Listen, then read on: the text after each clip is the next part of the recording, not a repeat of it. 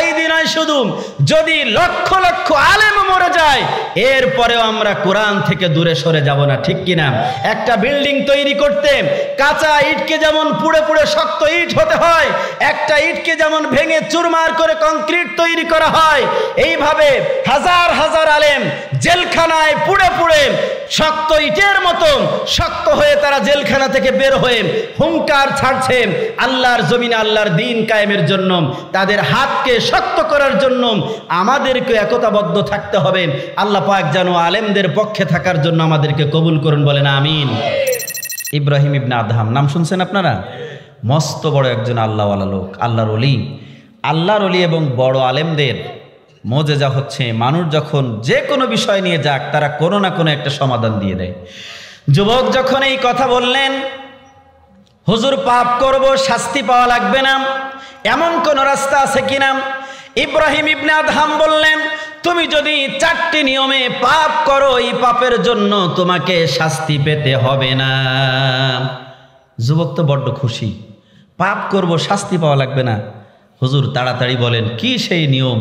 আমি তো জিনা করতে বড্ড ভালোবাসি, মদ খাইতে ভালোবাসি, গুনাহ করতে ভালোবাসি। 4 নিয়মে যদি তুমি গুনাহ করো, এই 4 নিয়মে গুনাহ করলে কশিনকালেও তোমাকে এই পাপের জন্য শাস্তি পেতে হবে না। যুবক বললেন, হুজুর তাড়াতাড়ি বললেন। হুজুর বললেন, ও যুবক শুনে নাও, তোমার কাছে যখন আজরাইল আলাইহিস সালাতু ওয়াস সালাম চলে আসবেন জান কবজ করার জন্য, আজরাইলকে তখন তুমি বলো, জীবনে বহু পাপ করেছি, এই পাপের জন্য তওবা করতে চাই। আল্লাহ পাক তো বলেছেন তওবা করার সাথে সাথে আল্লাহ মাফ করে দেয়। ইন্নামাত তাওবাতু আলাল্লাহ লিল্লাযিনা ইয়ামালুনা সুআ বিজাহালাতিন সুম্মা ইয়াতুবুনা মিন করিব ফাউলাইকা ইয়াতুবুল্লাহু আলাইহিম ওয়া কানাল্লাহু আলিমান হাকীমা। যুবক বলছেন, হুজুর তওবা করলে তো আল্লাহ মাফ করে দেয়। ইব্রাহিম ইবনে আদহাম বলে, আজরাইলকে তুমি বলবা তওবা করার একটু সুযোগ দাও, আমি তওবা করার পরে টান টান হয়ে শুচ্ছি, তারপরে তুমি আমার জানটা কবজ করে নিও। ওই যুবক চোখের পানি ছেড়ে দিয়ে বলে, হুজুর আমাকে তো 1 সেকেন্ডের জন্য সময় দিবে না। দুনিয়ার কাউকে আজরাইল সময় দেয় নাকি? ইব্রাহিম ইবনে আদহাম বলে, যুবক আজরাইল যদি তোমাকে সময় দেয় তাহলে তুমি পাপ করতেই থাকো, করতেই থাকো। আল্লাহ পাক রব্বুল আলামিন বলেছেন, ইযা জাআ আজালুহুম লা ইস্তাখিরুনা সাআতাও ওয়া লা ইস্তাকদিমুন। মৃত্যুর সময় হচ্ছে নির্ধারিত, যখন সময় হয়ে যায় 1 সেকেন্ড আগেও না পরেও না। মা কেবলমাত্র সন্তান ভূমিষ্ঠ করেছে, ওই মা সন্তানের মুখটাও দেখতে পারে না। সন্তান প্রসব করার সময় মৃত্যুবরণ করে কি করে না? আবার সন্তান ভূমিষ্ঠ হয়েছে, একবারের জন্য মায়ের স্তনে মুখ দিতে পারে নাই, মা বলে ডাকতে পারে নাই, দুনিয়ার আলো দেখা নাই, দুনিয়ায় আসার পূর্বেই ইন্তেকাল করেছে। এমন ঘটনা ঘটে কি ঘটে না? আল্লাহ পাক রব্বুল আলামিন তাই তো বলেছেন, ইজা জাআ আজালুহুম লা ইস্তাখিরুনা সাআতাও ওয়া লা ইস্তাকদিমুন। মৃত্যুর সময় হচ্ছে সুনির্ধারিত, 1 সেকেন্ড আগেও হবে না পরেও হবে না। ও যুবক, আজরাইল যদি তোমাকে সময় দেয় তাহলে তুমি গুনাহ করতে থাকো, গুনাহ করতে থাকো, মৃত্যুর পূর্ব মুহূর্তে তুমি তওবা করে নিও। যুবক চোখের পানি ছেড়ে দিয়ে বলে, হুজুর এই সুযোগ তো দুনিয়ার কারো জন্য নাই। ইব্রাহিম ইবনে আদহাম বলে, তাহলে কোন সিস্টেমে তুমি গুনাহ করতে চাও? হুজুর তাহলে দ্বিতীয় নিয়মটা কি? দ্বিতীয় রাস্তাটা বলেন দেখি, দ্বিতীয় রাস্তায় সুযোগ আছে কিনা? ইব্রাহিম ইবনে আদহাম বলেন, ইয়া মা'শারাল জিন্নি ওয়াল ইনসি ইন ইসতাতা'তুম আন তানফুযু লা তানফুযুনা ইল্লা বিসুলতান। ইব্রাহিম ইবনে আদহাম বলেন, যদি তুমি আল্লাহর এই দুনিয়ার বাহিরে কোথাও গিয়ে গুনাহ করার কোনো সুযোগ পাও, সেইখানে যে তুমি গুনাহ করো, তাহলে সেই গুনার জন্য তোমাকে শাস্তি পেতে হবে না। যুবক বলে, হুজুর এটা তো সম্ভব না, দুনিয়ার বাহিরেও যেখানে যাব সেই জগৎ তো আল্লাহ সৃষ্টি করেছে। ইব্রাহিম ইবনে আদহাম বলে, যুবক যেই জগতে যে তুমি গুনাহ করতে ভয় পাও যে আল্লাহ সেই জগৎ সৃষ্টি করেছে, আল্লাহ দেখে, আল্লাহ সাথে আছে, আল্লাহ বোঝে, আল্লাহ খাওয়ায়, আল্লাহ বাঁচিয়ে রেখেছে, কোন সাহসে সেই আল্লাহর দেওয়া জমিনে থেকে তুমি গুনাহ করো? একটা সন্তান যদি পরিবারের মধ্যে থেকে বাবা মায়ের কথা না শোনে, বারবার যদি বাবার কমেন্ট অমান্য করে যদি অপরাধ করতে থাকে, বাবা সন্তানকে ত্যায্য করে দেয়, বলেন ঠিক কিনা? আমি আল্লাহর প্রেম, আল্লাহর খেয়ে, আল্লাহর দুনিয়ায় বসবাস করে, আল্লাহর নাজ নিয়ামত ভোগ করে যদি গুনার কাজে লিপ্ত হই, ওই আল্লাহ যদি আমাকে শাস্তি দেয়, বলুন তো আল্লাহ কি আমার পরে জুলুম করলো নাকি? না, মোটেও না। আল্লাহ আমাকে সৃষ্টি করেছেন, আল্লাহ আমাকে বাঁচিয়ে রেখেছেন, আল্লাহ আমাকে খাওয়ায়, আল্লাহ আমাকে পড়ায়, আল্লাহ আমাকে দুনিয়ার নাজ নিয়ামত দান করেছে আল্লাহ পাক রব্বুল আলামিন। তাই তো মায়ার কণ্ঠে, দরদ মাখা কণ্ঠে তিনি ডাক দিয়ে বান্দাদেরকে বলেন, ইয়া আইয়ুহাল ইনসানু মা গররাকা বিরাব্বিকাল কারীম। আল্লাহ পাক ডাক দিয়ে বলেন, ইয়া আইয়ুহাল ইনসান, শুধু ইমানদারদেরকে বলেন নাই, সমস্ত মানুষদেরকে ডাক দিয়ে বলেছেন, মা গররাকা বিরাব্বিকাল কারীম, ও মানব সকল, কিসে তোমাকে তোমার রব থেকে বিমুখ করে রাখলো? কেন তুমি বাড়ির পাশে মাহফিল হলো, ভালো সওয়াবের কাজ হলো, নেকের কাজ হলো, কত মানুষ গেল, তুমি হতবাগা ঘুমিয়েছিলে। এমনও তো রাত জীবনে গিয়েছে সারা রাত ঘুমাইনি, এমন রাত জীবনে গেছে কিনা? পুকুরে মাছ ধরতে গিয়েছি, রাত্রে যদি ঘুমাই আর একজন মাছ নিয়ে যাবে। অনেকে আছে যারা মাছ শিকার করে রাত্রে বিলের মধ্যে থাকে কি থাকে না। যারা বিবাহ করেছেন বাসর রাত্রে আনন্দে ঘুমায়নি, বিবাহর পূর্বে 2-3 রাত আনন্দে ঘুমায় না যুবক। বিদেশ যাবে, আজকে রাত 2টায় ফ্লাইট, ওই যুবক সারা রাত ঘুমায় না, 2-3 রাত ঘুমায় না। এমন রাত যায় কি যায় না? গান বাদ্যর আসরে যাত্রায় যায়, যুবকরা ঘুমায় না। কত কাজ হাসিলের জন্য ঘুম মারে। একদিন যদি মাহফিল একটু দীর্ঘ রাত হয়ে যায়, মাসআলা আসে, ফজরের নামাজ জামাতে পড়া লাগবে, অবশ্যই জামাতে পড়বো আমরা, ওয়াজও শুনবো, নামাজও পড়বো, বলেন ঠিক কিনা? তাহলে ওয়াজ শুনলে কি নামাজ কাজা হবে? না না না, যেই ব্যক্তি ওয়াজও শোনে নামাজও পড়ে তিনি হচ্ছেন ইমানদার, আর যেই ব্যক্তি ওয়াজ শোনে নামাজ পড়ে না তিনি ইমানদার নয়, তিনি হচ্ছেন ধোঁকাবাজ। ঠিক কি ঠিক না? তাহলে আজরাইলকে যদি সময় পায় আজরাইলের কাছ থেকে তওবা করার, তাহলে আমি গুনাহ করব, এই গুনার জন্য শাস্তি পেতে হবে না, এমন সুযোগ আছে নাকি? নাই। আল্লাহর সৃষ্টি জগতের বাইরে যে গুনাহ করবে এমন কোন জগৎ আছে নাকি বলেন তো? নাই। তাহলে দ্বিতীয় নাম্বার কারণের মধ্যে গুনাহ করার সুযোগ পেলাম না। ইব্রাহিম ইবনে আদহাম বলেন, ও যুবক, তৃতীয় নাম্বার সুযোগ তোমার জন্য। তুমি যখন মৃত্যুবরণ করবে, তোমার গায়ে অনেক শক্তি আছে, তোমার দলে অনেক লোক আছে, তুমি সব দিক দিয়ে পারফেক্ট। তুমি যখন কবরে চলে যাবে, কবরে যাওয়ার পরে 1-2 ফেরেশতা আসবে তোমার কাছে, এসে তোমার কাছে 3টা প্রশ্ন করবে। কয়টা প্রশ্ন? সবাই আমরা জানি 3টা প্রশ্ন করবে। মার রব্বুকা মান দীনুকা মান নাবিয়্যুক, এমন প্রশ্ন আমাদের জন্য আছে না নাই? সবাই বলেন আছে না নাই? ও যুবক, কবরে যখন তোমাকে রাখা হবে, আত্মীয় স্বজন যখন তোমাকে রেখে বাড়ির দিকে রওনা করে চলে যাবে যুবক, তখন তুমি বড় ইংরেজি জানো, তখন তুমি ফেরেশতাদেরকে বলবে, নো অ্যাডমিশন উইদাউট পারমিশন, বিনা অনুমতিতে প্রবেশ নিষেধ প্রশ্ন করতে পারবে না। যদি তোমার কথা শুনে মুনকার নাকির চলে যায়, তারা যদি কবরে না আসে, এই সুযোগ যদি তোমার থাকে, গুনাহ করতেই থাকো, ওই গুনার জন্য কবরে তোমাকে শাস্তি পেতে হবে না। যুবক চোখের পানি ছেড়ে দিয়ে বলে, হুজুর, ওই কবরের মধ্যে কাউকে ফেরেশতা চুল পরিমাণ সুযোগ দিবে না। ইব্রাহিম ইবনে আদহাম বলেন, মোক্ষম সময় তো এইটা তোমাকে ধরার। দুনিয়াতে জীবন থাকা অবস্থায় আল্লাহর চোখের সামনে থাকলে, আল্লাহর দুনিয়া ভোগ করলে, মৃত্যুবরণ করলে সেখানেও তোমার সুযোগ নাই লুকানোর।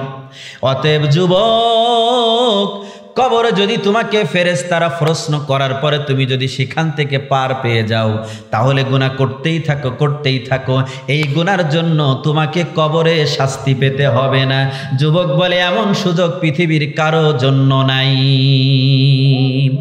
রবকে তোমার দিন কি তোমার রাসূল তোমার কে, ফেরেশতায় আসিয়া যখন জিজ্ঞাসা করিবে, রবকে তোমার দিন কি তোমার রাসূল তোমার কে,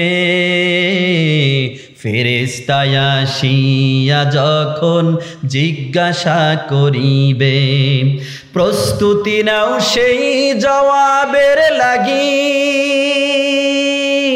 নামাজ পড়ো রোজা রাখো, জীবনে গড়ম ইসলামের পর থাকি, যেথায় তোমার রাসূল বিনে সঙ্গী না মিলিবে, রবকে তোমার দিন কি তোমার রাসূল তোমার কে, ফেরেশতায় আসিয়া যখন জিজ্ঞাসা করিবে। ওই দিনের এই প্রস্তুতি আমাদের নেওয়ার দরকার আছে না নাই? প্রত্যেকটি মুসলমানের 3টি বিষয় জ্ঞান অর্জন করা ওয়াজিব। কয়টি বিষয়? 3টি বিষয় জ্ঞান অর্জন করা ওয়াজিব। 1 নাম্বার রব সম্পর্কে, কারণ রব সম্পর্কে এই জন্যই আমাদেরকে জ্ঞান অর্জন করতে হবে। আমাদেরকে যিনি সৃষ্টি করেছেন তিনি কে? আমাদেরকে যিনি রিজিক দিয়েছেন বলুন তো তিনি কে? আমাদেরকে যিনি জীবন দিয়েছে বলুন তো তিনি কে? আমাদেরকে যিনি সুস্থ রেখেছেন বলুন তো তিনি কে? এজন্যই দৈনিক মুয়াজ্জিন 5 বার মসজিদ থেকে আজান দিয়ে রবের ঘোষণা দিয়ে ডাকে, বলেন ঠিক কিনা? একজন মানুষ দুনিয়ায় ভূমিষ্ঠ হওয়ার পরে সর্বপ্রথম তার কানে কিসের আওয়াজ দিতে হয়? আল্লাহর আওয়াজ, রবের আওয়াজ দিতে হয়, আল্লাহু আকবার দিতে হয় কিনা? একজন মানুষ দুনিয়া আসার পরেই রবের শব্দ, রবের আওয়াজ তাকে শুনিয়ে দেওয়া হয়। মানুষ মৃত্যুবরণ করার পরে যেই নামাজটা পড়ে, নামাজের প্রথম শব্দ কি? আল্লাহু আকবার। ঈদের নামাজ পড়ে প্রথম শব্দ কি? কুরবানি করি কার নামে?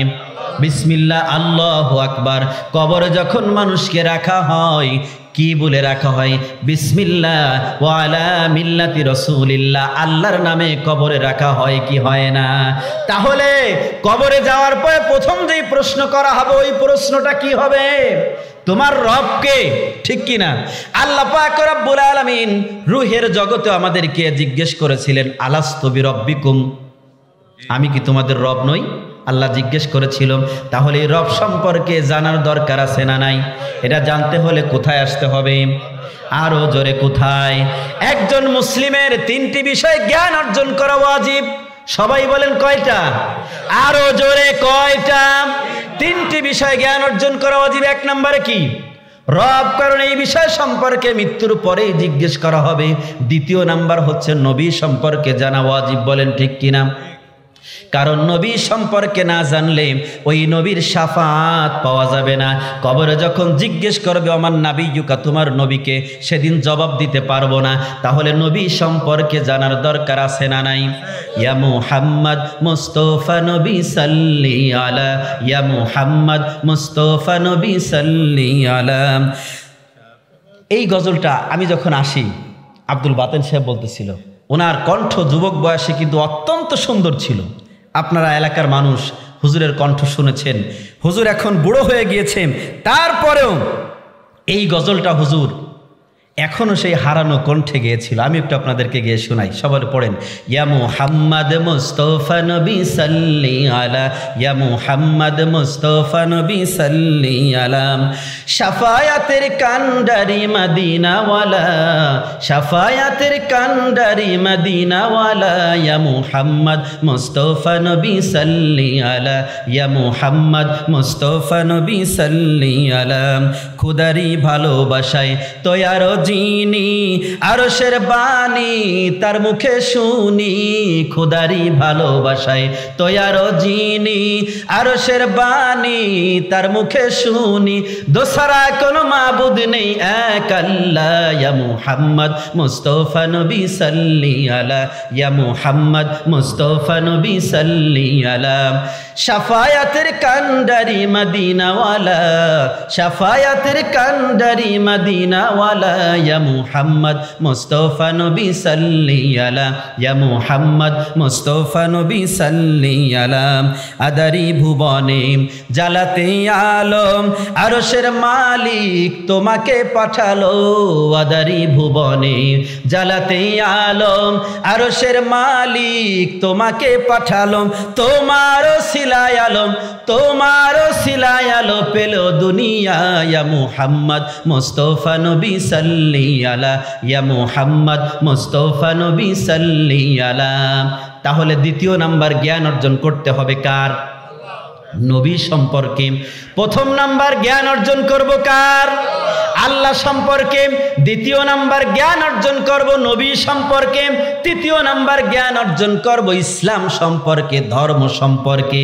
এই বিষয়ে জ্ঞান অর্জন করতে হলে মাদ্রাসায় আসা লাগবে কি লাগবে না? আরো জোরে লাগবে কি লাগবে না? এই ধরনের মাদ্রাসা বেশি বেশি হোক, যেগুলো হয়েছে টিকে থাকুক, ঠিক কি ঠিক না? আল্লাহর কাছে দোয়া করি প্রত্যেকটি পাড়ায় পাড়ায় মহল্লায় মহল্লায় আল্লাহর দিন কায়েমের জন্য মাদ্রাসা আরো বেশি বেশি হয়ে যাক, বলেন আমিন। তাহলে যুবককে ইব্রাহিম ইবনে আদহাম বললেন, কবরে যদি ফেরেশতারা এসে তোমাকে প্রশ্ন করতে চায় তাদেরকে ফিরায় দিও। যদি ফিরাই দিতে পারো, গুনাহ করতে থাকো, কোনো আযাব তোমাকে ভোগ করতে হবে না। এই সুযোগ কি আমাদের জন্য আছে? চেয়ারম্যান সাহেবের আছে, মেম্বার সাহেবের আছে, এমপির আছে, মন্ত্রীর আছে, কারোর আছে? কারোর জন্য নাই।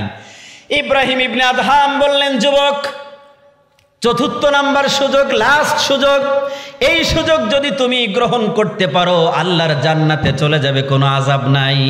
যুবক মনে করেছে লাস্ট সুযোগ, কবর তো পারলাম না, দুনিয়াও পারলাম না, এবার মনে হয় পারবো। ইব্রাহিম ইবনে আদহাম বলেন, ওয়াসিকাল্লাযীনা কাফারু ইলা জাহান্নামা যুমারা, ফেরেশতারা যখন তোমাকে ঘাড় ধাক্কাতে ধাক্কাতে জাহান্নামের দিকে নিয়ে যাবে, তখন তুমি বলবে আমি জাহান্নামে যাব না, কষ্ট সহ্য হয় না। যদি আজ ফেরেশতারা তোমাকে ছেড়ে দেয়, গুনাহ করতে থাকো, জাহান্নামে তোমাকে যেতে হবে না। ইব্রাহিম ইবনে আদহামের কথা শুনে যুবক হাউমাউ করে কেঁদে দিয়ে চোখের পানি ফেলে বলে, হুজুর, কিয়ামতের ময়দানে কেউ তো কারো কোনো উপকারে আসবে না, কারোর কোনো শক্তি থাকবে না, কারোর কোনো সাহস থাকবে না। আল্লাহ পাক রব্বুল আলামিন বলেছেন, ইয়াউমা ইয়াফিরুল মারউ মিন আখি ওয়া উম্মিহি ওয়া আবি ওয়া সাহিবাতিহি ওয়া বানি।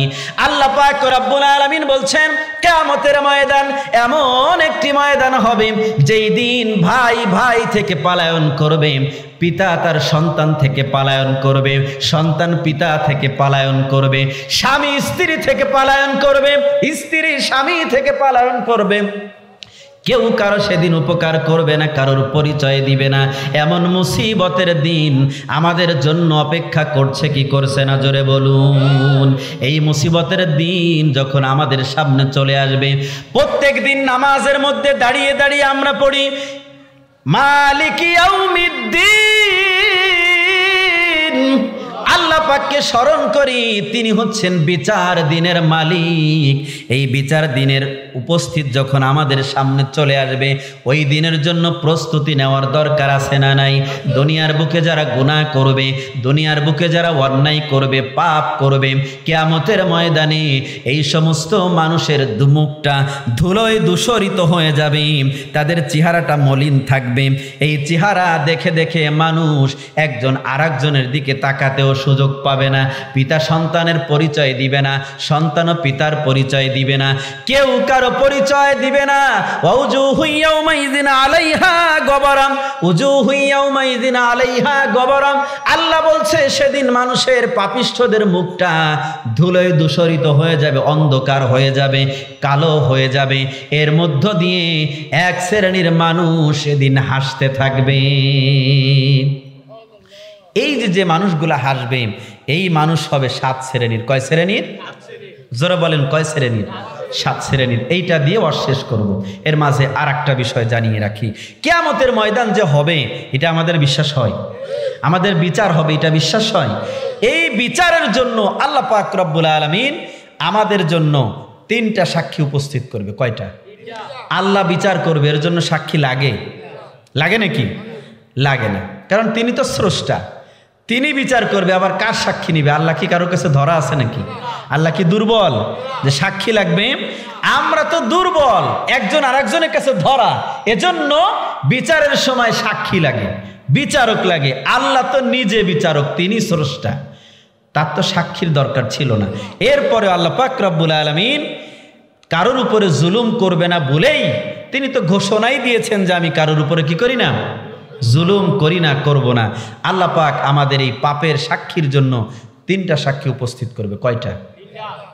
এতটুকু নদ যদি আমরা মুখস্থ রাখতে পারি, আর কোনোদিনও আমরা গুনাহ করব না। 3টা সাক্ষী, মারাত্মক 3টা সাক্ষী। 1 নাম্বার সাক্ষী হলো কিয়ামতের ময়দানে আল্লাহ পাক রব্বুল আলামিন বান্দাদের হিসাব নেওয়ার জন্য 3টা সাক্ষী উপস্থিত করবে। এই 3টা সাক্ষীর প্রথম নাম্বার সাক্ষী হচ্ছেন কিতাব। আল্লাহ তাআলা বলেছেন, ওয়াউদিআল কিতাবু ফাতারাল মুজরিমিনা মুশফিকিন। কিয়ামতের ময়দানে বান্দাদের হিসাব নেওয়ার জন্য আমি 3টা সাক্ষী উপস্থিত করব। তার ভিতরে প্রথম নাম্বার সাক্ষী হচ্ছেন কিতাব। প্রথম নাম্বার সাক্ষী কি? কিতাব। আল্লাহ তাআলা বান্দার হিসাব নেওয়ার জন্য সর্বপ্রথম তার হাতের মধ্যে কিতাব দিবে। ওয়াউদিয়াল কিতাব। আল্লাহ তাআলা বলছেন এই কিতাব পাওয়ার পরে ফাতারাল মুজরিমিনা মুশফিকিন, আল্লাহর নবীকে বলছেন, হে নবী আপনি সেদিন দেখবেন এই কিতাবটা পাওয়ার পরে যারা মুজরিমিন হবে, পাপিষ্ঠ হবে, তারা এই কিতাব পাওয়ার পরে কাঁপতে থাকবে, থরথর করে কেঁপে কেঁপে তারা কি বলবে? ইয়া ওয়াইলাতানা মালি হাযাল কিতাব লা ইউগাদিরু সগীরাতাও ওয়ালা কাবীরাতান ইল্লা আহসাহা। এই কিতাবটা তারা পাওয়ার পরে থরথর করে কাঁপতে থাকবে আর বলতে থাকবে, সগীরাতাও ওয়ালা কাবীরাতান ইল্লা আহসাহা। এটা কেমন কিতাব যেই কিতাবের মধ্যে ছোট্ট এবং বড় কোনো অন্যায় আর ভালো কাজ লিখতে বাদ যায় নাই, সব এই কিতাবের মধ্যে লিপিবদ্ধ আছে। ফেরেশতারা কিতাবটা হাতে দিয়ে বলবে, এই কিতাবটা তুমি পড়তে থাকো, এই কিতাবটা তুমি পড়তে থাকো। বান্দা সেদিন নিজের হিসাব দেওয়ার জন্য নিজের কিতাবটা সেদিন পড়তে থাকবে। প্রথম নাম্বার সাক্ষী হবে কি? জোরে বলেন কি? ইকরা কিতাবাকা কাফা বিনাফসিকাল ইয়াউমা আলাইকা হাসিবা। নিজের হিসাব সেদিন নিজে দেওয়ার জন্য কিতাব পড়তে থাকবে। এই কিতাব লেখার জন্য 2 কাঁধে 2 জন ফেরেশতা আছে না নাই? কিরামান কাতিবিন ইয়ালামুনা মা তাফআলুন। আল্লাহ তাআলা বলছেন সম্মানিত 2 জন ফেরেশতা তোমার কাঁধের মধ্যে আছে, তারা সব বিষয় লিপিবদ্ধ করছে। কিয়ামতের ময়দানে এই কিতাবটা আমাদের হাতের মধ্যে দেওয়া হবে। এই কিতাব পাওয়ার পরে পাপিষ্ঠরা হয়রান হয়ে যাবে, একজন আরেকজনের কাছে যাবে সাহায্য চাইতে, কিন্তু এই সাহায্য কেউ সেদিন কাউকে করবে না। করবে? কেন করবে না? আল্লাহ তাআলা সূরা আবাসার মধ্যেই বলেছেন, একটু আগে যে বললাম, ওয়া উম্মিহি ওয়া আবি ওয়া সাহিবাতিহি ওয়া বানি লিকুল্লি মিরইম মিনহুম ইয়াওমাইযিন শাআনুন ইউগনি। আল্লাহ তাআলা বলছেন লিকুল্লি মিরইম মিনহুম ইয়াওমাইযিন শাআনুন ইউগনি, কারণ কিয়ামতের ময়দানে মানুষ নিজেকে নিজে নিয়েই ব্যস্ত থাকবে, কেউ কাউকে দেখার সুযোগ পাবে না। সবাই ব্যস্ত থাকবে, নিজেকে নিয়ে হয়রান হয়ে যাবে, ইয়া নাফসি ইয়া নাফসি বলতে থাকবে। দ্বিতীয় নাম্বার সাক্ষী সূরা জিলজাল, ইযা যুলজিলাতিল আরদু জিলজালাহা ওয়া আখরাজাতিল আরদু আসকালাহা ওয়া ক্বালাল ইনসানু মা লাহা ইয়াওমা ইযিন তুহাদ্দিসু আখবারাহা। আল্লাহ তাআলা বলছেন ইয়াওমা ইযিন তুহাদ্দিসু আখবারাহা, জমিন সেই দিন সব অন্যায় আর ভালো কাজগুলো প্রকাশ করে দিবে। এই যে জমিনের উপরে বসে আছি, এই জমিন সেদিন সব প্রকাশ করে দিবে। জমিনের উপর দিয়ে আমরা যা করছি সব বিষয়ে সাক্ষী হিসেবে জমিন সেদিন বর্ণনা করতে শুরু করে দিবে। পালানোর কোনো রাস্তা নাই, আছে নাকি? তৃতীয় নাম্বার সাক্ষী আল্লাহ হাজির করবে ওই বান্দাবান্দীদের জন্য। আমার হাত, আমার পা, আমার নাক, আমার কান, আমার চোখ, আমার চামড়া আমার বিরুদ্ধে সেদিন সাক্ষ্য দিবে। আল্লাহ তাআলা বলছেন, আল-ইয়াউমা নাখতিমু আলা আফওয়াহিহিম ওয়া তুকাল্লিমুনা আইদিহিম ওয়া তাশহাদু আরজুলুহুম বিমা কানু ইয়াকসিবুন। আল্লাহু আকবার। আমার হাত আমার বিরুদ্ধে সেই দিন সাক্ষ্য দিবে, আমার পা আমার বিরুদ্ধে সাক্ষী দিবে। আজকে আমরা এই হাত আর পা দিয়ে সব কাজগুলো করছি, বলেন ঠিক কিনা? চোখ দিয়ে সব ভালো কাজ আর মন্দ কাজগুলো করছি। তাহলে আমার বিরুদ্ধে যদি হাত সাক্ষ্য দেয়, এই হাতের থেকে আমাকে পাপ লুকাতে হবে কি হবে না? অথচ কিয়ামতের ময়দানে হাত যখন সাক্ষী দিতে শুরু করবে, আমরা সেদিন আমার হাতের সাথেই তর্ক করব। লিমা শাহিদতুম আলাইনা, কি হলো তোমার? শীতের সময় যাতে তুমি ফেটে না যাও, এর জন্য তোমার গায়ের মধ্যে আমি লোশন মাখিয়েছি। ঠোঁট যাতে ফেটে না যায়, ঠোঁটের মধ্যে ভ্যাসলিন লাগিয়েছি। মুখ যাতে সুন্দর থাকে, ক্রিম মেখেছি। পা যাতে ফেটে না যায়, লোশন লাগিয়েছি। তোমাকে কত যত্ন করলাম, আজকে কেন আমার বিরুদ্ধে তুমি সাক্ষ্য দাও? লিমা শাহিদতুম আলাইনা, ও হাত পা কি হলো তোমার? আজকে কেন আমার বিরুদ্ধে তুমি সাক্ষী দাও? পালানোর কোনো জায়গা নাই। একটু মাথা খাটিয়ে চিন্তা করে দেখি যে হাতের জন্য, পায়ের জন্য কত কষ্ট করছি। হাত যদি কেটে যায়, ডাক্তারের কাছে দৌড় মেরে চলে যাই, তাড়াতাড়ি সেলাই দিয়ে দেন। হাতে যদি ফোড়া হয়, ব্যস্ত হয়ে যায়, যন্ত্রণা সহ্য করতে পারি না। পায়ে যদি আঘাত লাগে, কত কষ্ট হয়। নখ যদি ফেটে যায়, ব্যান্ডেজ করে নিয়ে আসি।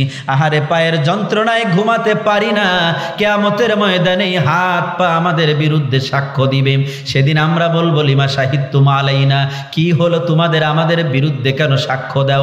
হাত পা সেদিন জবাব দিবে, আমরা সাক্ষ্য দিই এই জন্য। লিমা শাহিদতুম আলাইনা ক্বালু আনতাকানা আল্লাহুল্লাযী আনতাকা কুল্লা শাই, আমরা এজন্য সাক্ষ্য দিচ্ছি আল্লাহ পাক রব্বুল আলামিন আজকে আমাদেরকে কথা বলার বাক স্বাধীনতা দিয়েছে। এই জবান পেয়ে আজকে আমরা তোমাদের বিরুদ্ধে সাক্ষ্য দিচ্ছি, কারণ তোমরা মনে করতে আমরা কিছুই দেখতেছি না, আমরা তোমাদের বিরুদ্ধে সাক্ষ্য দিব না। কিন্তু আজকে আল্লাহ আমাদেরকে কথা বলার শক্তি দিয়েছে। বিশ্বাস হয়? হয়। একেবারে চাক্ষুষ প্রমাণে দুনিয়াতেও আমার হাত আমার বিরুদ্ধে সাক্ষ্য দেয়। বিশ্বাস হয়? মোবাইল চেনেন, সিম চেনেন, ভোটার আইডি কার্ড করছেন, পাসপোর্ট করছেন, এসব জায়গায় আঙ্গুলের ছাপ দেওয়া লাগে কি লাগে না? চোখের ছাপ দেওয়া লাগে কি লাগে না? 5 আঙ্গুলের ছাপ দেওয়া লাগে কি লাগে না? আপনি একটু কালকে পরীক্ষা করবেন, আর একজনের মোবাইলের সিম উঠানোর জন্য আপনি যাবেন, অফিসে গেলে বলবে ফিঙ্গার মিলিয়ে দেখেন। যখনই ফিঙ্গার দিবেন, আঙ্গুল দিবেন, সাথে সাথে কম্পিউটার বলবে এটা মেলে নাই। ধরা খাওয়া লাগবে কি লাগবে না? দুনিয়ার বুকে যদি বিজ্ঞানীরা আবিষ্কার করতে পারে হাতের ছাপ একজনের আর একজনের সঙ্গে মেলে না, আল্লাহ পাক রব্বুল আলামিন কত বড় রব! কোটি কোটি মানুষ দুনিয়াতে আসলো, দুনিয়ার শুরু থেকে কিয়ামত পর্যন্ত আসবে, একজনের আঙ্গুলের ছাপের সঙ্গে আরেকজনের ছাপ কখনো মেলে না। তাহলে সেই রব কিয়ামতের ময়দানে আমার হাত দিয়ে আমার বিরুদ্ধে সাক্ষ্য নিতে পারবে কি পারবে না? চিল্লায়ে বলেন। তাহলে দুনিয়ায় ভালো থাকার জন্য, জাহান্নাম থেকে বাঁচার জন্য গুনাহমুক্ত জীবনযাপন করতে হবে নাকি গুনাহযুক্ত জীবনযাপন করতে হবে? তাহলে আজকের থেকে আমার হাত কি দিনের বিরুদ্ধে নাকি দিনের পক্ষে? কোরআনের পক্ষে নাকি কোরআনের বিপক্ষে? আমার হাত কি আলেমের পক্ষে নাকি জালেমের পক্ষে? তাহলে ভোট দেওয়ার সময় ভোট দিব কাকে? আলেমকে না জালেমকে? আজকে এক শ্রেণীর লোক আলেমদেরকে নিয়ে মন্তব্য করত, তাদের কোনো স্থান আছে? আছে? নাই। আজকে বর্তমান সময়ে সব থেকে জনপ্রিয় একজন বক্তা হচ্ছে আল্লামা ডক্টর মিজানুর রহমান আজহারি, ঠিক কিনা? যার জনপ্রিয়তা দেখে এক শ্রেণীর সিন্নিখোর আর মাজার পূজারী উঠে পড়ে লেগেছেন, কারণ সে কোরআনের হক কথা বলছেন। এইভাবে তার হক কথা বন্ধ করার জন্য দীর্ঘ 5টি বছর ষড়যন্ত্র করে এই কোরআন শ্রবণ থেকে আমাদেরকে বঞ্চিত করেছেন। তাদের উদ্দেশ্যে বলতে চাই, তোমরা ষড়যন্ত্র করেন আজহারিকে 5 বছর দেশের বাহিরে রেখেছ, তার জনপ্রিয়তা চুল পরিমাণ কমে নাই, আরো বরং 1000 গুণ বৃদ্ধি পেয়েছে। তার প্রমাণ চট্টগ্রাম, তার প্রমাণ খুলনা, পুরা বাংলাদেশের মানুষ পাগল হয়ে গিয়েছে। আজহারি যেখানে যায় জনতার স্রোত বয়ে যায়, ঠিক কিনা? আল্লামা সাঈদীকে রাজাকার উপাধি দিয়ে, ধর্ষক উপাধি দিয়ে, তাকে লজ্জা দিয়ে দুনিয়া থেকে বিদায় করতে চেয়েছিল। তার বিরুদ্ধে কত অপপ্রচার চালানো হয়েছে, ইনজেকশন পুশ করে তাকে হত্যা করেছে। আমরা জানি সাঈদী সাহেব একা একা মরে নাই, তাকে মৃত্যুবরণ করানো হয়েছে, ঠিক কিনা? সাঈদীকে তোমরা ইনজেকশন পুশ করে মারতে পারো, আমাদের বিশ্বাস আল্লাহ পাক রব্বুল আলামিন এই কোরআনের পাখিকে তিনি শাহাদাতের মৃত্যু নসিব করেছেন এবং তিনি জান্নাতি মানুষ হবে, এটা আমরা আশা করি। বলেন ঠিক কিনা? তোমরা যত আলেমদের বিরুদ্ধে ষড়যন্ত্র করবেন, আল্লাহ পাক রব্বুল আলামিন বলেছেন ফাইন্নী উআযিবুহু আযাবান লা উআযিবুহু আহাদাম মিনাল আলামিন, তোমাদেরকে এমন শাস্তি দেব, তোমরা আলেমদের থেকে যেমন মানুষকে বিচ্ছিন্ন করতে চেয়েছো, আমি আল্লাহ তোমাদেরকে এমন বিচ্ছিন্ন করব, চিরদিনের জন্য মানুষ তোমাদের নাম নিলে থুতু নিক্ষেপ করবে। আজ তাদের নাম মানুষ আর নেয় না। নেয় আলেমদেরকে মানুষ দেখলেই মুখ সিটকেনি দিত, বলতো আলেম মানে জেএমবি, আলেম মানে শিবির, আলেম মানে জামাত, আলেম মানেই যেই আলেমদেরকে দেখলে মানুষ রাজাকার বলতো। আজকে এই দেশ চলছে, এই দেশ চলবে আলেমদের কথায়। বলেন ঠিক কিনা? আমরা বহু শাসন দেখেছি, এবারের সংবিধান, এবারের শাসন কোরআনের শাসন হবে ইনশাআল্লাহ। সমস্ত আলেম উলামা এক হয়েছে, আপনারা খুশি হবেন।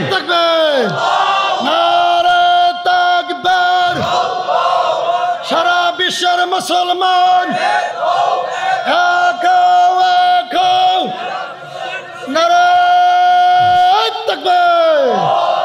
আপনারা জানলে খুশি হবেন, আলেম উলামা এক প্ল্যাটফর্মে আসার জন্য ঐক্যবদ্ধ হয়েছে। এবার এই পরীক্ষা আমাদেরকে পরীক্ষা দিয়ে উত্তীর্ণ হয়ে এই বাংলার জমিনে মুসলিম রাষ্ট্রে মুসলমানের সংবিধান হবে কোরআনের সংবিধান, ঠিক কিনা? এই পক্ষে আমাদেরকে থাকতে হবে। যদি তা না হয় তাহলে আর কশিনকালেও এই দেশে কোরআনের শাসন আর কায়েম করা যাবে না। অতএব এই দেশে কোরআনের রাজ কায়েম হোক, এটা মানুষ চায় না। আলেমদের ঐক্য হোক, এটা মানুষ চায় না। এজন্য আমাদের মতো নামধারী কিছু আলেম একজন আরেকজনের বদনাম বলে, দোষ বলে ফাটল সৃষ্টির চেষ্টা করছে, ঠিক কিনা?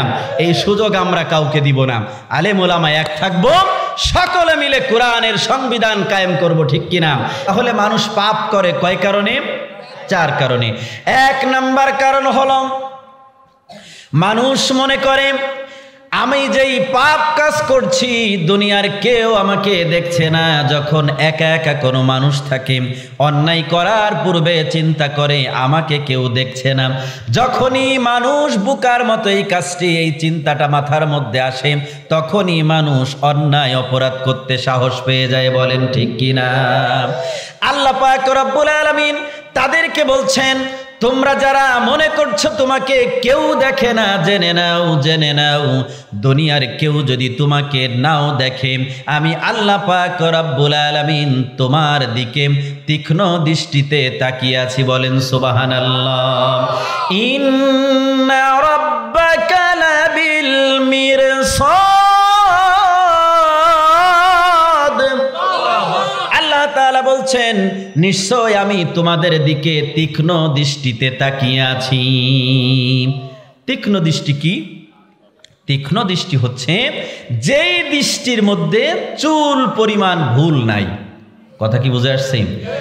পাখি শিকার করে যারা, মাছ শিকার করে যারা, সর্বশেষ যখন আঘাতটা দেয়, তখন আঘাত দেওয়ার পূর্বে তারা কি কাশি দেয়, চোখ টিবড়ি দেয়, নড়াচড়া করে, মশায় কামড়ালে মারে না। তার লক্ষ্য আগে সে হাসিল করে, তারপরে অন্য কাজ। এই যে সর্বশেষ আঘাতের সর্বশেষ যেই দৃষ্টিটা, এই দৃষ্টিকে বলা হয় তীক্ষ্ণ দৃষ্টি, যেই দৃষ্টির কোনো ভুল হতে পারে না। মানুষ বলে যে বন্দুকের গুলি মিস হতে পারে, আমার কথা মিস হবে না। বন্দুকের গুলি মিস হতে পারে, আমার লক্ষ্য কখনো মিস হবে না। এই যে যেই সূক্ষ্ম বিষয়টা, এটাকে বলা হয় কি? তীক্ষ্ণ। আল্লাহ পাক রব্বুল আলামিন বলেন, কেউ যদি তোমাকে নাও দেখে, দুনিয়ার কেউ না দেখতে পারে, ইন্না রাব্বাকা লাবিল মিরসাদ, আমি আল্লাহ পাক রব্বুল আলামিন তোমার দিকে সূক্ষ্ম দৃষ্টিতে তাকিয়ে আছি।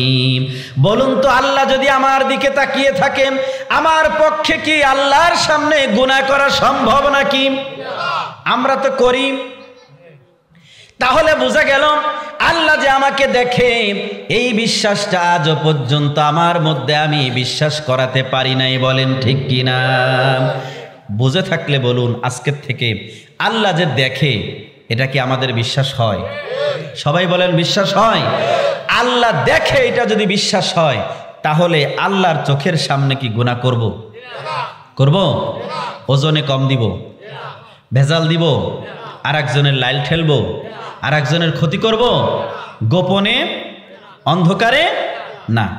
যদি আমি করি, তাহলে বুঝতে হবে এখনো আমি আল্লাহকে বিশ্বাস করি নাই। তাহলে আমার ঈমান কত দূর আছে একটু চিন্তা করেন। কেউ যদি নাও দেখে, যিনি দেখে বলুন তো তিনি কে? আল্লাহ পাক রব্বুল আলামিন বলেন, ও বান্দা, তোমাকে কেউ না দেখলেও আমি আল্লাহ পাক রব্বুল আলামিন তোমার দিকে তীক্ষ্ণ দৃষ্টিতে তাকিয়ে আছি। দ্বিতীয় কারণ গুনাহ করার, মানুষ যখন মনে করে আমার সঙ্গে কেউ নাই, আমি তো একা একা গোপনে কাজটা করে আসবো, দুনিয়ার কেউ তো আমাকে দেখে না, কেউ কিছু জানে না, আমি একা একা করলে কেউ বুঝবে না। আল্লাহ পাক রব্বুল আলামিন বলেন, ওয়া হুয়া মাআকুম আইনামা কুনতুম ওয়াল্লাহু বিমা তা'মালুনা বাসীর। আল্লাহ তাআলা বলছেন, দুনিয়ার কেউ যদি তোমার সাথে নাও থাকে, আমি আল্লাহ পাক রব্বুল আলামিন তোমার সঙ্গে আছি। বলেন সুবহানাল্লাহ। আল্লাহ যদি আমাকে দেখে, আল্লাহ যদি আমার সাথে থাকে, তাহলে কি গুনাহ করা সম্ভব? এরপরেও তো আমরা করি। তাহলে বোঝা যায় আল্লাহ যে দেখছে, এটা আমরা বিশ্বাস করি না এখনো। আল্লাহ আমার সাথে আছে, এই কথাটা আজও পর্যন্ত আমরা নিজেকে বোঝাতে পারি নাই, যার কারণেই আমি দুর্বল ইমানদার এখনো পর্যন্ত একা একা গোপনে গুনাহ করে যাই। ঠিক কিনা? তাহলে কেউ যদি নাও দেখে, যিনি দেখে বলুন তো তিনি কে? কেউ সাথে না থাকলেও যিনি সাথে আছে, চিল্লায় বলুন তিনি কে? তাহলে আজকের থেকে নিজেকে বোঝাতে হবে, কেউ দেখতেছে না, আল্লাহ দেখছে, অতএব গুনাহ করা যাবে না। কেউ সাথে নাই, একজন সাথে আছে আল্লাহ, অতএব আল্লাহর সামনে গুনাহ করা যাবে না। তৃতীয় নাম্বার কারণ মানুষ গুনাহ করে, তৃতীয় নাম্বার ওই কারণে, মানুষ কোনো কিছু দেখার পরে, অনুভব করার পরে মনে মনে কল্পনা করে আমি গুনাহ করব। স্ত্রী জানে না, সন্তান জানে না, ভাই জানে না, বোন জানে না, মনে মনে কোনো কুপরিকল্পনা আমরা করি কি করি না? অথবা বাজে কোনো কিছু দেখলে, বেগানা মহিলাদেরকে দেখলে, তাকে দেখার সঙ্গে চোখ বারবার সেদিকে যায় কি যায় না? আমার চোখের মধ্যে ভালো লাগার কারণে চোখ গুনাহ করতে চায় কি চায় না? মন গুনাহ করতে চায় কি চায় না? আমি মনে করি দুনিয়ার কেউ কিছু বুঝতে পারছে না, অনুধাবন করতে পারছে না, দুনিয়ার কেউ কিছু উপলব্ধি করতে পারছে না।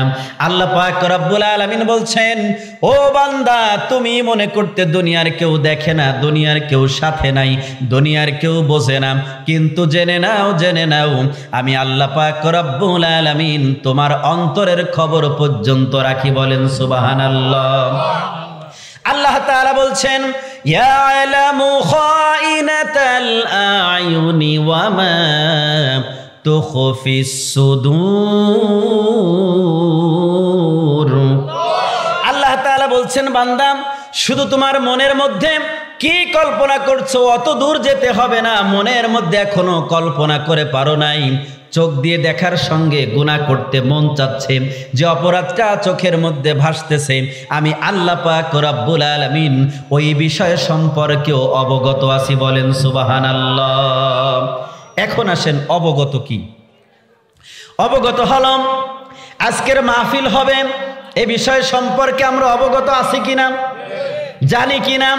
এখানে মাইক লাগানো হবে, বক্তার আওয়াজ করবে, প্রধান বক্তা আসবে, বিশেষ বক্তা আসবে, পীর সাহেব হুজুর আসবে, আমরা জানি এই বিষয়ে অবগত আছি, কিন্তু কোন বিষয় ওয়াজ করবে আমরা জানি না, বক্তাও জানে না, শ্রোতাও জানে না। এই বিষয়ে বক্তা শ্রোতা জানার আগে যিনি অবগত আছেন বলুন তো তিনি কে? তাহলে যে আল্লাহ অগ্রিম জানে আমার চোখের মধ্যে কি আছে, মনের মধ্যে কি আছে, ওই আল্লাহ সব কিছু দেখে, সাথে আছে, জানে, বোঝে। এরপরেও যদি আমরা গুনাহ করি, বলুন তো এখনো পর্যন্ত আল্লাহর প্রতি বিশ্বাস আমাদের হয়েছে কি হয় নাই? হয়েছে? যদি আল্লাহর প্রতি সত্যিকারের অর্থে আমাদের বিশ্বাস হতো, তাহলে কশিনকালেও মুসলমান কালেমা পড়ার পরে আর সুদ খাইতে পারতো না। বলেন ঠিক কিনা? কেউ কি বলতে পারবেন সাহাবীরা ঈমান আনার পরে, কালেমা গ্রহণ করার পরে জিনা করেছে? কেউ কি বলতে পারবেন সাহাবীরা ঈমান আনার পরে চুরি করেছে? কেউ কি বলতে পারবেন সাহাবীরা ঈমান আনার পরে মানুষকে কষ্ট দিয়েছে, ভেজাল দিয়েছে? না। সাহাবীরা তারা এত ভালো কাজ করার পরেও আশঙ্কা করত, আল্লাহ যদি আমাকে মাফ না করে। তার কান্না করতো রাতের বেলায় উঠে। আর আমরা 2-4 দিন নামাজ পড়ার পরে এত বড় হুজুর হই, ইমাম সাহেবের ভুল ধরে বসি। সত্য না মিথ্যা? নিজেকে বড় পণ্ডিত মনে করি, অথচ সাহাবী যাদের উপরে আল্লাহ সন্তুষ্ট, আল্লাহ তাদের ব্যাপারে সূরা নাজিল করেছেন, আয়াতের মধ্যে বলেছেন রাদিয়াল্লাহু আনহুম ওয়া রাদু আন, আমি তাদের উপরে সন্তুষ্ট, তারা আমার উপরে সন্তুষ্ট। এরপরেও তারা আশঙ্কা করতেন, আল্লাহ যদি আমাকে মাফ না করে। আর আমি এত বড় পণ্ডিত, 2 দিন নামাজ পড়ে ইমাম সাহেবের ভুল ধরি, হুজুরের ভুল ধরি কিনা? আল্লাহু আকবার। তাহলে গুনাহ করে মানুষ কয় কারণে? 4 কারণে। 1 নাম্বার কারণ, কেউ আমাকে দেখে না। 2 নাম্বার কারণ, কেউ আমার সাথে নাই। 3 নাম্বার কারণ, কেউ কিছু বুঝতে পারছে না। এইটা যখন মানুষ মনে করে, তখনই মানুষ গুনার কাজে লিপ্ত হয়ে যায়। আর এক শ্রেণীর মানুষ আছে, তারা চতুর্থ কারণে গুনাহ করে, তারা হচ্ছে প্রকাশ্যে বেশি গুনাহ করে। তা হচ্ছে তারা মনে করে, আমি যদি গুনার কাজ করি, অন্যায় করি, কে কি বলবে আমাকে? এরকম ভাবে এক শ্রেণীর মানুষ আছে না, যারা দীর্ঘ 17টা বছর নিরপরাধ মানুষদেরকে মামলা দিয়ে, হামলা দিয়ে, জেলে ঢুকায়, ফাঁসি দিয়ে ঝুলায় মারছে। আমাকে কেউ কিছু করার ক্ষমতা রাখে না, এমন এক শ্রেণীর লোক আছে না? এখনো কিন্তু আছে সমাজে। তারা মনে করে কেউ কিছু করার ক্ষমতা আমাকে রাখে না, যা মন চায় তাই করবো, কি পারবি কর, তোর কি ক্ষমতা আছে দেখা। এরকম এক শ্রেণী আছে কিনা? আল্লাহ পাক রব্বুল আলামিন তাদের ব্যাপারে বলেছেন, ইন্না বাতশা রাব্বিকা লাশাদীদ। আল্লাহ তাআলা বলছেন, আমি যখন তোমাকে ধরবো, আমি যখন তোমাকে বাঁধবো, দুনিয়ার কেউ নেই আমার হাত থেকে তোমাকে ছাড়িয়ে নিবে। আল্লাহ তাআলা বলছেন, ইন্না আখযাহু আলীমুন শাদীদ। আল্লাহ তাআলা বলছেন, আমি যখন তোমাদেরকে ধরবো, আমার ধরা থেকে দুনিয়ার কেউ তোমাকে ছাড়াতে পারবে না। ফাইন্নী উআযিবুহুম আযাবান লা উআযিবুহুম। আল্লাহ পাক রব্বুল আলামিন বলছেন, আমি তাদেরকে এমন ভাবে আযাব দিব, এমন ভাবে শাস্তি দিব, দুনিয়ার কেউ কোনোদিন কল্পনাও করে নাই। 5ই আগস্টের আগে পাগল যারা, তারাও বুঝতে পারতো না দেশের পরিবর্তন এমন ভাবে হবে, ঠিক কিনা? তারা নিজেরাও জানতো না কার পরিকল্পনা। জোরে বলেন কার? আল্লাহ পাক রব্বুল আলামিন বলেন, ওয়া মাকারু ওয়া মাকারাল্লাহ ওয়াল্লাহু খায়রুল মাকিরিন। তুমি যত বড়ই পরিকল্পনা করে বসে থাকো না কেন 41 সাল, আমি আল্লাহ তোমাকে 41 সাল নয়, আমি আল্লাহ তোমাকে 24 সালের মধ্যে নিশ্চিহ্ন করে দিব। পরিকল্পনা কার? অতএব ঘাড় মুড়িয়ে, ঘাড় ফুলিয়ে, অর্থের জোরে আর লোকের জোরে মানুষের উপরে নির্যাতন করা যাবে না। মানুষ হয়তো তোমার জুলুম সহ্য করে মাথা নত করে থাকে, কিন্তু আল্লাহ পাক রব্বুল আলামিন তো স্রষ্টা, তিনি কাউকে প্রশ্নই আসে না ভয় করার, কারণ তিনিই তো স্রষ্টা, ঠিক কিনা? অতএব এই কথা মনে করে গুনাহ করা যাবে? আমার গায়ে অনেক শক্তি, আমার অনেক টাকা আছে, দলে অনেক লোক আছে, এই কথা মনে করে নিজের গায়ের জোরে অন্যায় করা যাবে? জোরে বলেন, যাবে? যদি কোনো মানুষ এই 4টি বিষয় মাথায় রাখে যে আমাকে আল্লাহ দেখছেন, আমার সাথে আল্লাহ আছে, আমার খবর আল্লাহ রাখেন, আমাকে ধরার ক্ষমতা আল্লাহর আছে, এই 4টি বিষয় যদি মাথার মধ্যে মানুষের থাকে, ওই মানুষ কশ্চিনকালেও গুনার কাজ করতে পারে না। বলেন ঠিক কি ঠিক না? আমার ভাইয়েরাম, আল্লাহ পাক রব্বুল আলামিন তার বান্দাদেরকে অত্যন্ত ভালোবাসেন, এজন্যই তিনি বান্দাদেরকে সতর্ক করেছেন, বান্দারা তোমরা পাপ কাজ করার পূর্বে আমাকে চেনো, আমার কথা চিন্তা করো যে আমি আল্লাহ পাক রব্বুল আলামিন একজন আসিম। একজন মানুষ যদি এই কথা চিন্তা করে যে আমাকে কেউ কিছু করার ক্ষমতা না রাখলেও আল্লাহ পাক রব্বুল আলামিন আছে, যিনি আমাকে কিছু করার ক্ষমতা রাখে, অথচ আমরা দুনিয়ার মানুষেরা চিন্তা করি যে না, আমাকে কেউ কিছু করতে পারবে না। এই বয়ান শোনার পরে ইব্রাহিম ইবনে আদহাম এই বয়ানটা যখন করেছিলেন, এক যুবক উঠিয়ে দাঁড়িয়ে বলল, হুজুর জিনা করতে মন চায়, হুজুর চুরি করতে মন চায়, হুজুর মদ খাইতে মন চায়, পাপ করতে মন চায়, এমন কোনো রাস্তা আছে যে পাপ করব শাস্তি পাওয়া লাগবে না? সম্মানিত ভাইয়েরা, যেই কথা বলতেছিলাম, মানুষদেরকে 3টি বিষয় জ্ঞান অর্জন করতে হবে। 1, রব সম্পর্কে; 2, নবী সম্পর্কে; 3, ইসলাম সম্পর্কে। তাহলে কিয়ামতের ময়দানে আমাদের সাক্ষীর জন্য কয়টা সাক্ষী উপস্থিত করবে? 3টা সাক্ষী। এই সাক্ষীরা যদি আমাদের বিরুদ্ধে সাক্ষী দেয়, উপায় আছে? তাহলে এই হাতটা, এই ভোটটা কোথায় যে দিতে হবে? পক্ষ নিব কার? আলেমের না জালেমের? আলেমের পক্ষে, মাদ্রাসার পক্ষে, কোরআনের পক্ষে। সর্ব অবস্থায় জীবন চলে গেলেও বেলাল রাদিয়াল্লাহু তাআলা আনহুর মতো বুকের উপরে পাথর চাপা দিলেও বলতে হবে আমার রব আল্লাহ, আমার নবী মুহাম্মদুর রাসূলুল্লাহ সাল্লাল্লাহু আলাইহি ওয়াসাল্লাম, আমার ধর্ম হচ্ছে ইসলাম। জীবন যাবে, ঈমান যেতে পারে না, ঠিক কিনা? এখন আসুন, এই পাপিষ্ঠদের মধ্য থেকে 7 শ্রেণীর মানুষকে আল্লাহ পাক রব্বুল আলামিন কিয়ামতের ময়দানে আরশের নিচে ছায়া দিবে, যেই দিন পিতা সন্তানের পরিচয় দিবে না, মা তার সন্তানের পরিচয় দিবে না, ভাই ভাইয়ের পরিচয় দিবে না, বোন বোনের পরিচয় দিবে না, বন্ধু বন্ধুর পরিচয় দিবে না, কেউ কারোর পরিচয় দিবে না। এই দিনের মধ্যে আল্লাহ পাক রব্বুল আলামিনের কিছু প্রিয় বান্দা সেদিন উজুহু ইয়াউমাইযিন আলাইহা গবারা, এর আগের আয়াতে বলা হয়েছে উজুহু ইয়াউমাইযিন মুসফিরা দাহিকাতুম মুস্তাবশিরা। আল্লাহ পাক রব্বুল আলামিন বলছেন, কিছু মানুষ সেই দিন তাদের মুখটা হবে হাসি খুশি, উজ্জ্বল সুন্দর।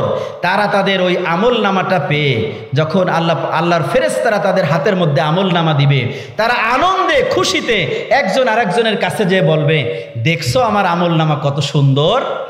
যেমন দুনিয়ায় রেজাল্ট দেওয়া হয়, যখন ছাত্ররা পরীক্ষায় গোল্ডেন প্লাস পাওয়ার পরে আত্মীয় স্বজনদের ফোন দিয়ে বলে, শুনছো আজকে রেজাল্ট দিয়েছে, আমি গোল্ডেন এ প্লাস পেয়েছি। বাবা মা আত্মীয় স্বজন সবাই খুশি হয়ে যায়, ঠিক কিনা? কিয়ামতের ময়দানে উজুহু ইয়াউমাইযিন মুসফিরা দাহিকাতুম মুস্তাবশিরা, 7 শ্রেণীর মানুষ সেদিন এই হাসি মাখা মুখ নিয়ে মানুষের কাছে যাবে আর আমল নামা দেখাবে। এই 7 শ্রেণীর মানুষদের দলভুক্ত আমাদের হওয়ার দরকার আছে না নাই? যদি আমরা হতে পারি, সেদিনও আমাদের চেহারাগুলো উজ্জ্বল হয়ে যাবে, আমরা আল্লাহর শ্রেষ্ঠ বান্দা হয়ে যাব, জান্নাতি হয়ে যাব। আল্লাহর নবী বলেছেন, হযরতে আবু হুরায়রা রাদিয়াল্লাহু তাআলা আনহু থেকে বর্ণিত, তিনি বলেন ক্বালা সাবাতু ইউযলিমুহুমুল্লাহু ফি যিল্লিহি ইয়াউমা লা যিল্লা ইল্লা যিল্লু। কিয়ামতের ময়দানে 7 শ্রেণীর মানুষদেরকে আল্লাহ পাক রব্বুল আলামিন আরশের নিচে বিশেষ সম্মানে সম্মানিত করে বসার ব্যবস্থা করে দিবে। এই স্থানে আমরা বসতে চাই কি চাই না?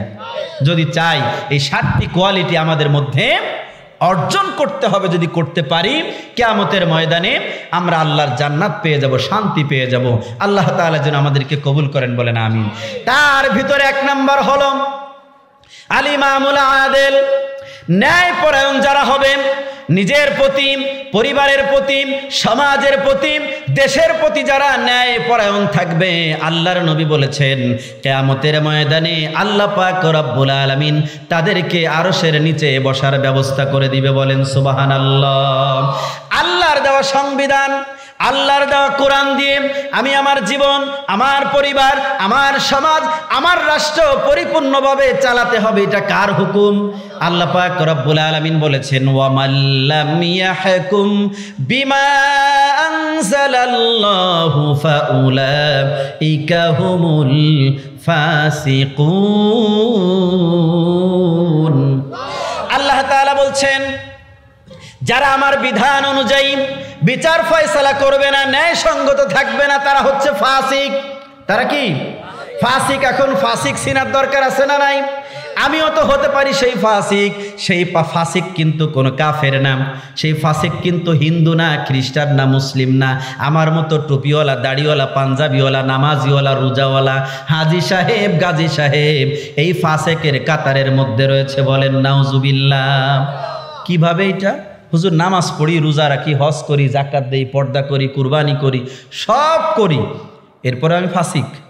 হ্যাঁ, যদি মিলে যায় তাহলে তো কিছু করার নাই। ফাসিক হচ্ছে তারা যারা নিজের দাড়ি রাখে, টুপি পরে, পাঞ্জাবি গায়ে দেয়, হজ করে, যাকাত দেয়, সব ভালো ভালো কাজগুলো করে, কিন্তু কশ্চিনকালেও চায় না রাষ্ট্রীয়ভাবে কোরআনের আইন, কোরআনের শাসন বাস্তবায়ন হয়ে যাক। যারা এইটা চায় না তারাই হচ্ছেন ফাসিক। অর্থাৎ নিজে চলবো, এইটা দিয়ে পরিবার চলুক, সমাজ চলুক, রাষ্ট্র চলুক, রাষ্ট্রীয়ভাবে কোরআনের সংবিধান কায়েম হয়ে যাক, এটা যারা চায় না তারা হচ্ছে কি? ফাসিক। তাহলে এই দলের লোক বেশি না কম? জোরে বলেন, কম না বেশি? তাহলে আমরা কোন দলে যাব? কোন দলে? তাহলে এবারের সংবিধান হবে কিসের সংবিধান? এবারের বাংলাদেশ হবে কিসের বাংলাদেশ? কোরআনের বাংলাদেশ হতে হবে। যদি কোরআন দিয়ে রাষ্ট্র চালাতে পারি তাহলেই আমি মুমিন হয়ে যাব, ফাসিক আর থাকলাম না। দেখা যাবে এইবার কোরআনের শাসন দিয়ে কারা দেশ চালায়। যদি দেখা যায় কোরআন দিয়ে দেশ চলে তাহলে বাংলাদেশের সংখ্যায় বেশি হবে মুমিন। আর যদি কোরআনের সংবিধান আমরা বাস্তবায়ন করতে না পারি তাহলে আমরা মুমিন থাকলাম না, আমরা হয়ে গেলাম ফাসিক। তাহলে পক্ষ নিব কার? জোরে বলেন কার? এটা ভোটের সময় কি দেখা যাবে? আমি কিন্তু রাজনীতি করছি না, এটা কোরআনে যা আছে তাই বলছি। সূরা মাইদার 44 নম্বর আয়াত, 45 নম্বর আয়াতে আল্লাহ বলছেন ওমাল্লাম ইয়াহকুম বিমা আনজালাল্লাহ ফাউলাইকা হুমুজ জালিমুন। যারা আমার কোরআন দিয়ে দেশ চলুক, বিচার চলুক, এটা যারা চায় না তারা হচ্ছেন জালিম। বলতে পারেন হুজুর আমরা তো জালিম না। হযরতে আদম আলাইহিস সালাতু ওয়াস সালাম তিনি গন্ধক খেয়ে ওই গাছের কাছে যে তিনি নিজের প্রতি জুলুম করলেন, এজন্যই তওবা করেছেন রব্বানা যালামনা আনফুসানা ওয়া ইল্লাম তাগফির লানা ওয়া তারহামনা লানাকুনান্না মিনাল খাসিরিন। হে আল্লাহ, আমি আমার প্রতি জুলুম করেছি, আপনি ক্ষমা করে দিন। তাহলে অন্যায় করা, পাপ করা মানে কি বলেন? নিজের প্রতি জুলুম করা। নিজের প্রতি জুলুম মানে নিজে গুনাহ করা, মানে নিজের প্রতি জুলুম করা। পরিবারের লোকজন কোরআন অনুযায়ী চলুক, এটা যদি না চাই তাহলে পরিবারের উপরে জুলুম করা। যদি সমাজটা কোরআন মোতাবেক চলুক এটা না চাই, তাহলে সমাজের উপর জুলুম করা। যদি রাষ্ট্রীয়ভাবে কোরআন আমরা বাস্তবায়ন করতে না পারি, তাহলে রাষ্ট্রীয়ভাবে সকল আমরা কোরআনের উপরে জুলুম করলাম। বলেন ঠিক কিনা? কোরআনের উপর জুলুম করলে আমি জান্নাতে যাব নামাজ রোজা হজ যাকাত করে, এটা কি সম্ভব? সম্ভব? সম্ভব নয়।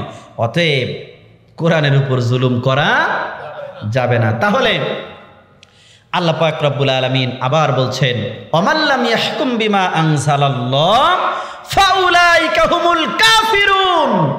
যারা কোরআন দিয়ে বিচার চলুক, কোরআন দিয়ে রাষ্ট্র চলুক, এটা যারা চায় না, তারা শুধু জালিম না, ফাসিক না, তারা কাফের। তারা কি? কাফের। তাহলে এই ব্যাপারটা কি ছোট কোনো বিষয়?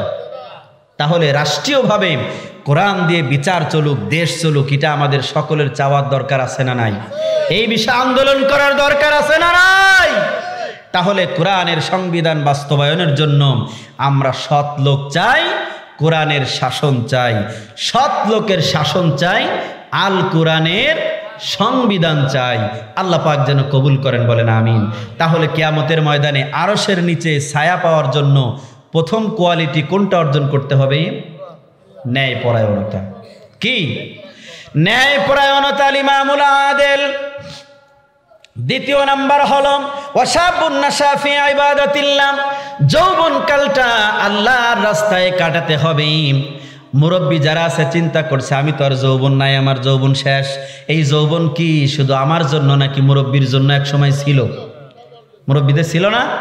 তাহলে যৌবনকালটা যিনি আল্লাহর রাস্তায় ব্যয় করেছেন, আল্লাহর নবী বলেন ওই ব্যক্তিকে কিয়ামতের ময়দানে আল্লাহ তাআলা আরশের নিচে ছায়া দান করবেন। এবার মুরব্বীদের মন খারাপ হতে পারে যে আমার তো যৌবন এখন নাই, হুজুর আগে তো জানতাম না, বুঝতাম না, এখন কোনো লাইন আছে কিনা? আল্লাহর নবী হাদিসের মধ্যেই বলেছেন, ওয়ারাজুলুন যাকারুল্লাহ খালিয়ান ফাফাদাত আইনা। আল্লাহর নবী বলেছেন, তোমার যৌবনকালটা আল্লাহর রাস্তায় কাটাতে পারো নাই, টেনশন করার কিছু নাই। গভীর রাত্রে গোপনে গোপনে নীরবে নীরবে আল্লাহর কাছে চোখের পানি ছেড়ে দিয়ে কান্না করো। যার চোখের পানি আল্লাহর ভয়ে বের হয়ে যায়, আল্লাহ পাক রব্বুল আলামিন কিয়ামতের ময়দানে ওই চোখওয়ালাকে তিনি জান্নাতের মেহমান হিসেবে কবুল করে নেবেন।